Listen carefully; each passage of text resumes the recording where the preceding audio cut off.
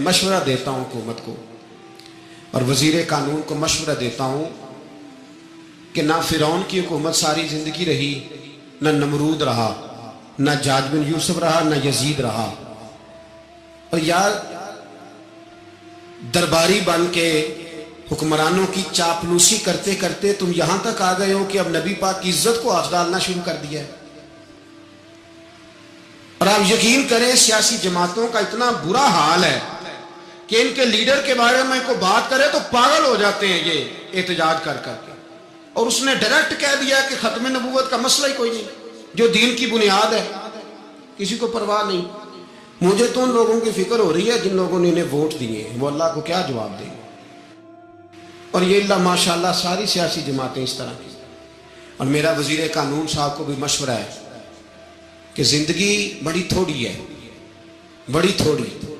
अल्लाह सबको माफ करता है, अपने रसूल के गद्दारों को माफ नहीं करता। और यहां तुम्हारी गाड़ियों पे झंडे लगे हुए हैं, वहां भी तुम्हारे झंडे लगेंगे, पर इसलिए लगेंगे कि ये गद्दार है नामूसे रिसालत के। ये झंडे लगेंगे। शर्म करो और डर जाओ, बस कर दो। तुम्हारे मुंह में अब दांत पूरे नहीं रहे। कोई शुगर का मरीज है तो कोई ब्लड प्रेशर का, तो कोई हार्ट का, तो कोई कैंसर का। शर्म करो और अपनी कब्र की भी थोड़ी सी फिक्र करो। बताओ पाकिस्तान के कितने सदर गुजरे, वजीर आजम गुजरे, तो उनकी कब्रें कहां हैं? कोई जाता है उनकी कब्रों पे? किसी को खबर है? क्यों अपने लिए जहन्नम इकट्ठी करते? सारा कुछ दुनियादारी रह गई है, सारा कुछ सिर्फ यही रह गया। हजरत अबू बकर सरदार थे, हजरत उमर सरदार थे कबीले, हजरत उस्मान सरदार थे। उन्होंने सरदारियों को ठोकर मार के रसूलुल्लाह के कदमों में बैठना पसंद किया। सरदारियां छोड़ के गुलाम बन गए। तुम सरदारियां बचाने के लिए रसूलुल्लाह की गद्दारी करते हो, शर्म नहीं आती। और काम शिकवा है मुझे इन लोगों से जो मौलवी तो कह देते हैं तू सियासत नकार, और किसी सियासतदान को मना नहीं करते कि जब तुझे सूरत फातिहा भी नहीं आती तो तुझे किसने इजाजत दी है इतनी बड़ी बात। और मैंने पिछले से पिछले जुम्मे भी कहा था, फिर कहता हूं और ऑन दी रिकॉर्ड कहता हूं, मरज़ई कल भी काफिर थे, आज भी काफिर और कयामत तक। और जो उनके कुफर में शक करे वो भी, और पक्का बेईमान है, काफिर है। वो वजीर कानून हो या सूबाई हो या विफाकी हो, मन शक्का फी कुफर ही फकत कफर। जो मरज़ई के कुफर में शक करे वो भी काफिर है। हमारे रसूल आखिरी रसूल है। हम किसी को ये इजाजत नहीं देंगे कि वो खत्म नबूवत में रखड़ा डालने की कोशिश करे। हम किसी को ये इजाजत है। और तुमने कौम को लूटा, लूटते रहो, अब ईमान पे डाके तो ना डालो। तुम्हें दौलत लूट के पेट नहीं भरा, अब ईमान लूटना शुरू कर लिया। तुम्हारा फैक्ट्रियां लूटकर, कौमी खजाना लूटकर पेट नहीं भरा। भाई मानो अब दीन बेचकर अपनी हुकूमतें पक्की करोगे। और वो लोग भी तैयार हो जाएं जो इन बेईमानों को मुंतखब करते हैं, उनसे भी सवाल करेगा खत्म नबुव्वत का मौजू क़यामत के दिन कि तुम बताओ। इनको सपोर्ट करते थे जो रसूलुल्लाह सल्लल्लाहु अलैहि वसल्लम के बाद भी किसी नबी को नबी मानना दुरुस्त जानते थे। शर्म आनी चाहिए, ख्याल होना चाहिए। और मैंने कहा कि हमारा दिल नहीं चाहता, आप यकीन करें, हमें शौक है जुलूस निकालने का, तुम्हारे खिलाफ बातें करने का। तुमने रोज थर्मामीटर निकाला होता है, चेक करते हो कि ईमान कितना है कितना नहीं है। ये पाकिस्तान, ये पाकिस्तान अगर सूबा सिंध है तो हजरत अब्दुल्ला शाह गाजी का है, अगर बलोचिस्तान है तो हजरत बाबा अब्दुल रहमान का है, और अगर पेशावर है तो वो सूफिया का है, और अगर ये धरती पंजाब है तो ये दाता अली अजमेरी की है, ये बाबा फरीदुद्दीन की है। इसमें किसी गद्दार को कब्जा करने की इजाजत बिल्कुल नहीं मिलेगी। और हम वो लोग भी नहीं जो चुप करके अंदर सोते रहे, कौम जो करती है करती रहे, हमें परवाह नहीं। ना, ऐसी कोई बात नहीं। कोई बंदा ना समझे कि इन्हें होश नहीं, इन्हें पता नहीं, हमें सारा कुछ ही आता है। फिर अगर कल को कोई मुमताज कादरी पैदा हो गया तो शिकवा ना करना। कल को कोई फिर से आमर चीमा निकल आया तो शिकायत ना करना, याद रखना।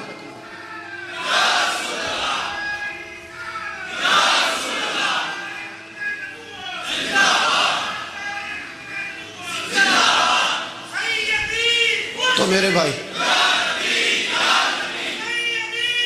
खोल के बोल, या नबी रसूल के बोल।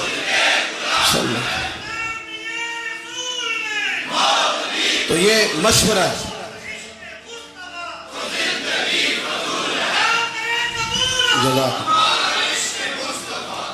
تو یہ تمہیں مشورہ ہے.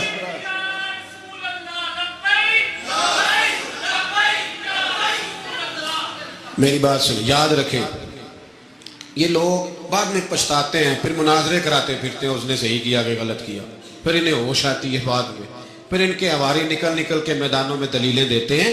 اس لیے ہمارا مشورہ ہے یہ کہ یہ اپنی حد میں رہیں، اور جو کام تمہارے ذمہ، میں نے کہا نا تم نے بڑا لوٹا، یہ قوم روز تمہیں موقع دیتی ہے لوٹنے کا، یہ موقع دیتی ہے، تو تم نے دولت لوٹ کے پیٹ نہیں بھرے، اب ایمان لوٹنے کے چکر میں آ گئے ہو. یاد رکھو، مسلمان گناہگار ہیں، غدار نہیں ہیں. تمہیں دولت لوٹنے کا تو شاید موقع مل گیا ہے، پر ایمان لوٹنے کا موقع نہیں ملے گا. تو اس لیے اس کو لگام دو. اور ویسے بھی کتا جو پالتو ہوتا ہے نا، اس کو گھر کے اندر سنگلی سے باندھ کے رکھنا چاہیے. یہ تمہارے بوٹ چاٹتے ہیں، بھونکتے ہیں تمہارے حق میں، وزارتیں لیتے ہیں. ہم نے تو کوئی وزارت نہیں لی تم سے، اور نہ ہمیں شوق ہے. اس لیے کہ ممبری کیا کرنی ہے جس کو ممبر رسول عطا کر دیا جائے؟ اس نے کیا کرنی ہے یہ ممبریاں جس کو پکا ممبر رسول دے دیا جائے؟ تو اس لیے اس سے باہر آؤ. میں نے کہا بڑے بڑے نمرود، فرعون، قارون دفن ہے، تمہارا بھی نام تک نہیں ہوگا، بالکل نام نہیں ہوگا. اس لیے ہمارا مشورہ، اور آپ لوگ بھی آئے نا یہ اگلے سال، تو ان کو کھڑا کر کے پوچھ لینا، اسلامی جمہوریہ پاکستان کا تم نے MPM نے بننا ہے، پہلا کلمہ ہی صحیح سنا دو. چلو خدا کا واسطہ یہی بتا دو کہ تمہیں نماز بھی ڈھب سے آتی ہے کہ نہیں. اور آپ کی موج ہے، آپ بٹھا لیتے ہیں سر پہ، کیا کرے، سمجھانے والے مفت گناہگار ہو گئے اور بہکانے والے سب تمہارے یار ہو گئے. اس لیے یہ چھیڑتے ہیں جان بوجھ کے. اور پھر جب کوئی ممتاز قادری علیہ رحمہ پیدا ہوتے ہیں، پھر انہیں دشواری ہوتی ہے، پھر ان کا جینا مشکل ہو جاتا ہے. یہ موقع دیتے ہیں، پتہ نہیں کس کے ایجنڈے پہ عمل کر رہے ہیں. میرا سوال یہ ہے، میں نے پچھلے جمعے پھر میرا سوال ہے کہ میں پوچھتا ہوں، اس آدمی کو ضرورت کیا ہے ختم نبوت پر بات کرنے؟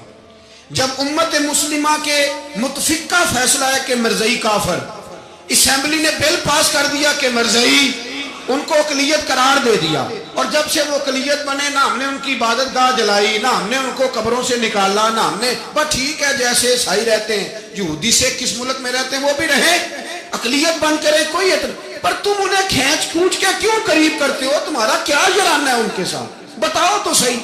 ان لوگوں سے ان کو چاہیے اپنے منہ میں لگام ڈالیں، اور اگر نہیں ڈالیں گے پھر انشاءاللہ ڈالی جائے گی، اور بڑی تگڑی ڈلے گی، اور پھر ایسی ڈلے گی. سلمان تاثیر جب مرا تھا نا، تو 5-5 لاکھ روپیہ مولویوں کو آفر کی جنازہ پڑھاؤ، 5-5 لاکھ روپیہ چھوٹے چھوٹے مولویوں کو. اور داتا صاحب کی مسجد کے خطیب بھی صوبائی جو تھے، وہ خطیب تھے، ملازم تھے، انہوں نے کہا کہ ایمان نہیں